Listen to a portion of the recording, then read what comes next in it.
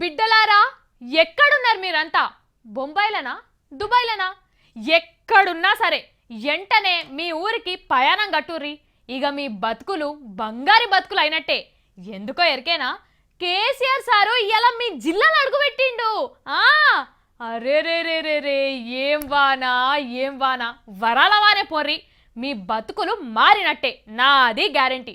కావాలంటే సారేం చెప్పిండో ఒక్కపారి చూడురి. వారెవ్వా, కేసీఆర్ సార్ అంటే కేసీఆర్ సారే పో.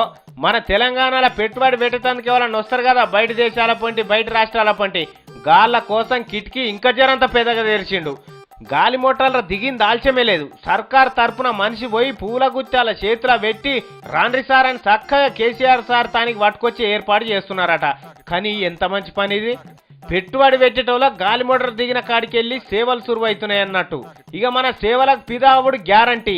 మన తెలంగాణలో పెట్టుబడుల జడివాన గురుసుడు కూడా గ్యారంటీ. ఇవాళ పాలమూరు పోయిండు సార్ ఇదే పని మీద. ఆ పాలమూరు గోస కూడా తెలిసిన మనిషేనా. ఇక వాళ్ళను కూడా ఇడిచిపెట్టలేదు నా స్వామి రంగ. పాలమూరు జిల్లాకు పట్టిందే అదృష్టం. నెక్స్ట్ మళ్ళా గజ్వేల్ పట్టణానికే పట్టింది. కాకపోతే ఏంది, ఏం వరాలు చదువుతుంటేనే గుండె నిండిపోతుంది నాకు. ఇక పాలమూరు వాళ్ళకి ఎట్లా అనిపిస్తుందో. అయినా నా నోటితో చెప్తే ఏం లాభం, మన ముఖ్యమంత్రి సార్ ఉండగా సారు కుర్వని ఇక వాన. 7.5 లక్షల ఎకరాలలో పాలమూరు జిల్లాలో వరి కోతలే కోస్తే ఇక్కడ వలసలు దూరం పోతాయి, కరువు దూరం పోతుంది. వేరే జిల్లా నుంచి ఇక్కడికి వలసలు వచ్చే పరిస్థితి వస్తుందని కూడా ఈ సందర్భంగా నేను మనవి చేస్తా ఉన్నాను. 4 సంవత్సరాలు కంప్లీట్ అయ్యే లోపు తెలంగాణలోని ప్రతి గుడిసెలో, ప్రతి ప్రతి గ్రామంలో, ప్రతి పట్టణంలో, ప్రతి ఇంటిలో నల్లా ఉండే విధంగా తెలంగాణ వాటర్ గ్రిడ్ కూడా రాబోతా ఉంది. పాలమూరు ఎత్తిపోతల పథకాన్ని కూడా ప్రారంభించడానికి, దాన్ని పూర్తి చేయడానికి ప్రభుత్వం సిద్ధంగా ఉంది.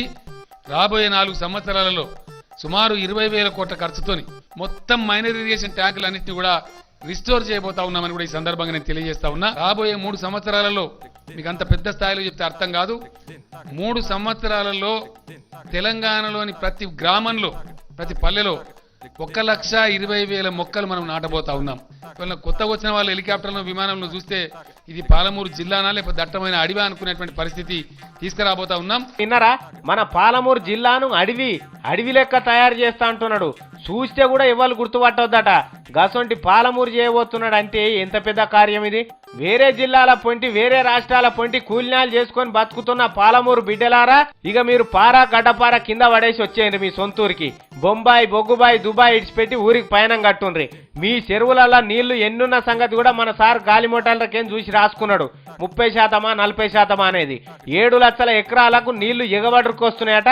మీరు బయటికి పోవడు కాదు, బెంగుళూరు వాళ్ళే మీ తాను కూలికొచ్చేందుకు తయారు చేస్తున్నాడు. ఎట్లుంటా సార్ మన పాలమూరు ఒక్కపారి చెప్పు మా వాళ్ళకు. పాలమూరు గత రాబోయే 4-5 సంవత్సరాలలో పరవశించిపోతుంది, పులకించిపోతుంది, పచ్చని పంటలతో తులదూగుతుంది. ఇక్కడ దరిద్రం దూరం అయితేని ఈ గడ్డ మీద నిలబడి నేను చెప్తా ఉన్నా. చూసిండ్రా, మీ తాన అభివృద్ధి ఆపినా ఆగేటట్టుగా అనిపిస్తలేదు. ఇక అంత అభివృద్ధి అయిపోయినాక వస్తాం నిమ్మలంగా అంటే కుదరదే. జల్ది వచ్చేయండి, మీ జాగలో మీరు నిలబడుండ్రి. కేసీఆర్ సార్ కలలు కన్నా పాలమూరు జిల్లా తయారు కాబోతున్నా సుమా. మీ ఇష్టం బిరాన్ వచ్చేయండి.